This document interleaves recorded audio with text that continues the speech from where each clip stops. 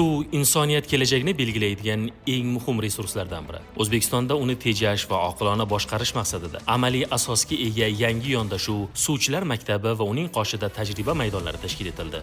Har qatra suv bebaho, har gektar yer mas'uliyat. Suvchilar maktabi tajriba maydonlari bu kelajakni suvsiz emas, bilim va texnologiya bilan sug'orish sari qadam. Prezident tashabbusi va Agrobank amalga oshirayotgan loyiha bugun suvni iqtisod qilishda yangi davrni boshlamoqda. Ushbu tajriba maydonlari bu laboratoriya emas, balki hayotning o'zi. Respublika bo'yicha 13 ta hududda joylashgan maydonlar 250 gektarni qamrab olgan. Tajriba maydonlarida turli iqlim va tuproq sharoitida sug'orish tizimlarining samaradorligi sinab ko'rildi. Bu yerda tomchilatib, yomg'irlatib va diskret kabi zamonaviy texnologiyalar joriy qilingan. Har bir sistema masofadan boshqariladi. Suv sarfi va namlik darajasi aniq hisoblanadi. Tizim to'liq avtomatlashtirilgan. Tajriba maydonlarida ekinlar ham turlicha. 135 gektar paxta, 95 gektar g'alla, 20 gektarga yaqin sabzavot va boshqa ekinlar.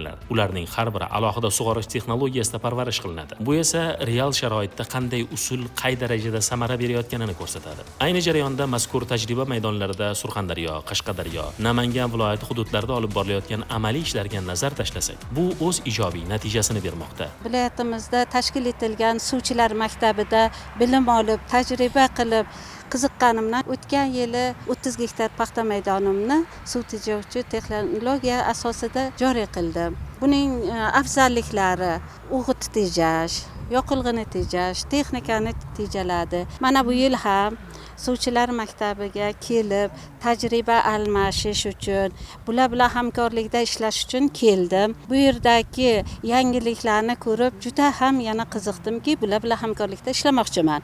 Chunki hamma narsa yildan yilga avtomatlashib ketmoqda. Telefonimizdan turib, qayerda bo'lishidan qat'iy nazar dalamizda sug'orilganligini telefonda ko'rib turib, telefondan boshqarishlarini ko'rmoqdamiz.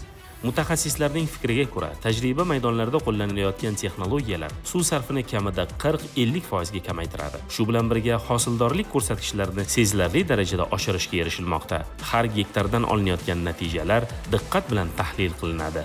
Bu yerdagi har bir tajriba kelgusi qarorlar uchun asos. Masalan, qaysi hududda qaysi ekin uchun qanday sug'orish tizimi to'g'ri keladi, qayerda iqtisodiy samara baland, qayerda suv tejalmoqda. Hammasi shu maydonlarda sinab ko'riladi. Men shu paxta va g'allaga mo'ljallangan fermer bo'lganligim sababli 20 gektarlik tomchilatish sug'orish inshootini joriy qilish niyatidaman. Suvchilar maktabida birinchidan biz suvning tejashni, suvning qanchalik bebaho qimmatligini o'rgandik. Bu dehqonlar uchun suvning eng noyob va qadriniga yetdik. Mana biz ancha suvlarni tejamay, oqova sifatida foydalanayotganligimizni o'zimizda his qildik. Nasib bo'lsa biz shu ferma xo'jaligimizga borib, suvni bir tomchisidan ham tejamkorlik bilan samarali foydalanishga ahd qildik. Prezidentimiz tomonidan qishloq xo'jaligiga juda katta yangiliklar kirib kelmoqda. Birinchi bo'lib mana shu Suvchilar maktabi tashkil etib, fermer xo'jaligimiz Suvchilar maktabi orqali o'qidik, amaliy ko'rdik va shundan o'zimizga bilimni olib, Xitoychigitini 10 gektar yerimga ekib ko'rib, o'zim amalimda bajardim.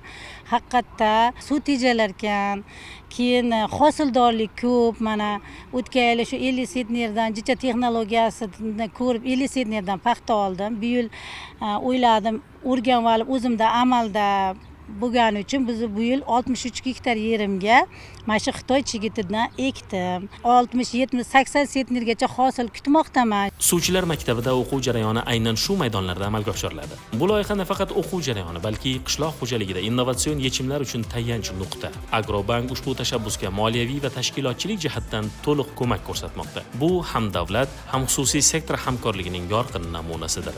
Suvchilar maktabi tajriba maydonlari bu kelajakdagi qishloq xo'jaligi sohasidir. Bu yerda suv tejiladi, texnologiya sinab ko'riladi, qarorlar ilmiy asosda qabul qilinadi. Har bir qatra suv tajriba, har bir natija islohot sari qadamdir.